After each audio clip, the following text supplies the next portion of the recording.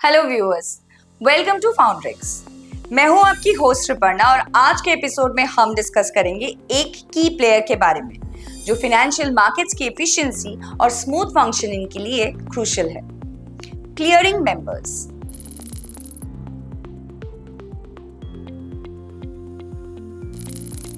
Clearing members financial transactions को settle और clear करने के प्रोसेस में सेंट्रल रोल प्ले करती है। आज के एपिसोड में हम क्लियरिंग मेंबर्स के फंक्शंस, इंपॉर्टेंस और इनके मार्केट में रोल को डिटेल में समझेंगे। तो चलिए शुरू करते हैं। Understanding clearing members. What is a clearing member? Clearing members वो एंटिटीज होते हैं जो फाइनेंशियल मार्केट में ट्रांजैक्शंस को प्रोसेस करते हैं, इंश्योर करते हैं कि ट्रेड्स एक्यूरेटली सेटल हो और फाइनेंशियल ऑब्लिगेशंस फुलफिल किए जाए। इनका मेन फंक्शन है ट्रांजैक्शंस को क्लियर और सेटल करना ताकि बायर्स और सेलर्स के बीच फाइनेंशियल एक्सचेंजेस स्मूथ और एरर फ्री हो सके। क्लियरिंग मेंबर्स एक इंटरमीडिएरी के रूप में काम करते हैं जो ट्रेड एग्जीक्यूशन और सेटलमेंट के बीच गैप को ब्रिज करते हैं। ये फाइनेंशियल इंस्ट्रूमेंट्स जैसे स्टॉक्स, बॉन्ड्स, डेरिवेटिव्स और कमोडिटीज के ट्रांजैक्शन को प्रोसेस करता है। Think of clearing members as the middlemen who make sure that when you buy or sell a security, everything is handled properly so that you receive what you are entitled to and fulfill your payment obligations. Functions of clearing members. Clearing members के key functions क्या है? चलिए इन्हें detail में समझते हैं। Trade confirmation. Clearing members trade execution के बाद ट्रेड कॉन्फर्मेशन प्रोवाइड करते हैं। ये इंश्योर करता है कि बायर्स और सेलर के बीच टर्म्स और कंडीशंस क्लियर और अग्रीड रहे। Settlement of trades. Clearing members trade के सेटलमेंट को मैनेज करता है। ये ट्रेड्स के फाइनल सेटलमेंट के लिए नेसेसरी फंड्स और सिक्योरिटीज ट्रांसफर को फैसिलिटेट करते हैं, ensuring that the transaction is completed accurately. Risk management. Clearing members risk management practices implement करते हैं। ये market risks और counterparty risk को mitigate करते हैं, ensuring that trades are settled even if one party defaults. Margin management. Clearing members margin requirements को manage करते हैं। ये इंश्योर करते हैं कि ट्रेडर्स अपने मार्जिन ऑब्लिगेशंस फुलफिल करें और सफिशिएंट कोलैटरल मेंटेन करें to cover potential losses. Dispute resolution. Clearing members disputes और डिस्क्रिपेंसीज को हैंडल करते हैं जो ट्रेड्स के सेटलमेंट के ड्यूरिंग अराइज हो सकते हैं। ये रेजोल्यूशन प्रोसेसेस के थ्रू इंश्योर करते हैं कि इश्यूज टाइमली और इफेक्टिवली रिजॉल्व हो जाए। Regulatory compliance.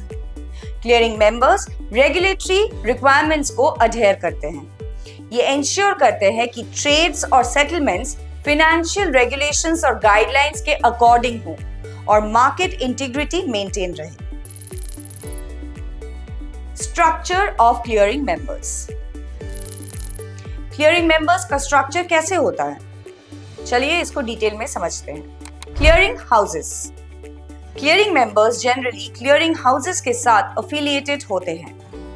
Clearing houses market participants के बीच ट्रांजैक्शंस को क्लियर और सेटल करते हैं। Clearing banks. क्लियरिंग मेंबर्स के ऑपरेशंस में क्लियरिंग बैंक्स भी इन्वॉल्व होते हैं। ये बैंक्स फाइनेंशियल ट्रांजैक्शन को फैसिलिटेट करते हैं और सेटलमेंट पेमेंट को हैंडल करते हैं। Clearing corporations. Clearing corporations clearing houses के फंक्शंस को परफॉर्म करते हैं और एडिशनल सर्विसेज प्रोवाइड करते हैं जैसे रिस्क मैनेजमेंट और मार्जिन रिक्वायरमेंट को मैनेज करना। इंटरमीडिएरीज।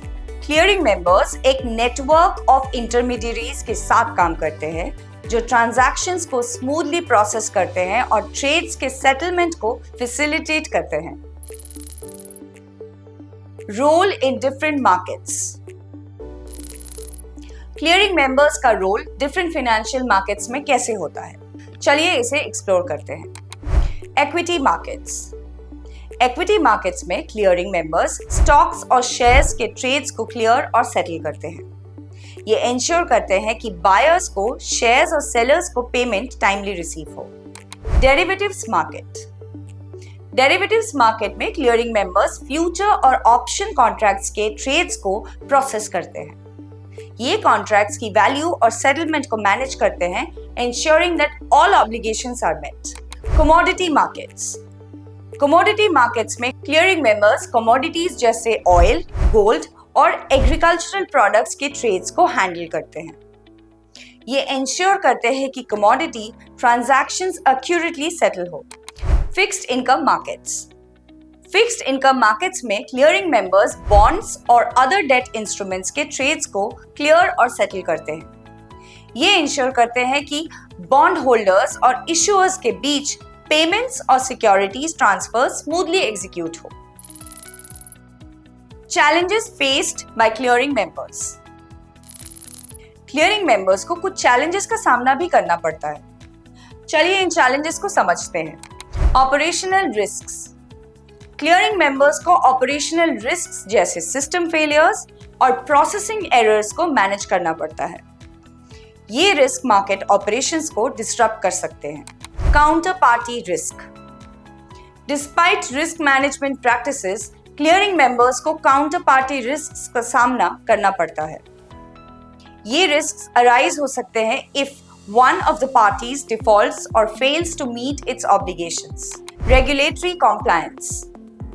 Regulatory requirements और guidelines को meet करना एक ongoing challenge होता है। Clearing members को continuously अपने compliance practices को update करना पड़ता है। Market volatility. Market volatility और fluctuations clearing members के operations को impact कर सकते हैं। ये अनएक्सपेक्टेड मार्केट मूवमेंट्स ट्रेडिंग और सेटलमेंट प्रोसेस को कॉम्प्लेक्स बना सकते हैं। Technological risks. टेक्नोलॉजिकल एडवांसमेंट्स और साइबर थ्रेट्स भी क्लियरिंग मेंबर्स के लिए चैलेंजेस हैं। ये रिस्क ऑपरेशनल सिक्योरिटी और डेटा इंटीग्रिटी को अफेक्ट कर सकता है। Future of clearing members. Clearing members के फ्यूचर प्रोस्पेक्ट्स क्या है? चलिए इन्हें एक्सप्लोर करते हैं। Technological advancements. फ्यूचर में क्लियरिंग मेंबर्स एडवांस टेक्नोलॉजीज जैसे ब्लॉकचेन और आर्टिफिशियल इंटेलिजेंस को अडॉप्ट करने की प्लानिंग कर रहे हैं। ये टेक्नोलॉजीज मार्केट ऑपरेशंस और क्लियरिंग प्रोसेसेस को एनहांस करेंगे। Increased automation. Clearing members automation और डिजिटल टूल्स को अपने ऑपरेशंस में इंटीग्रेट करने की प्लानिंग कर रहे हैं। ये ऑपरेशंस एफिशिएंसी और एक्यूरेसी को इंप्रूव करेंगे। Enhance risk management. Risk management practices को फर्दर स्ट्रेंथन किया जाएगा ताकि मार्केट रिस्क और काउंटर पार्टी रिस्क को बेटर मैनेज किया जा सके। Regulatory adaptations. रेगुलेटरी चेंजेस और अपडेट्स के साथ अडेप्ट करने के लिए क्लियरिंग मेंबर्स को कंटिन्यूअस एडजस्टमेंट्स और कॉम्प्लायंस प्रैक्टिसेस को इंप्लीमेंट करना होगा।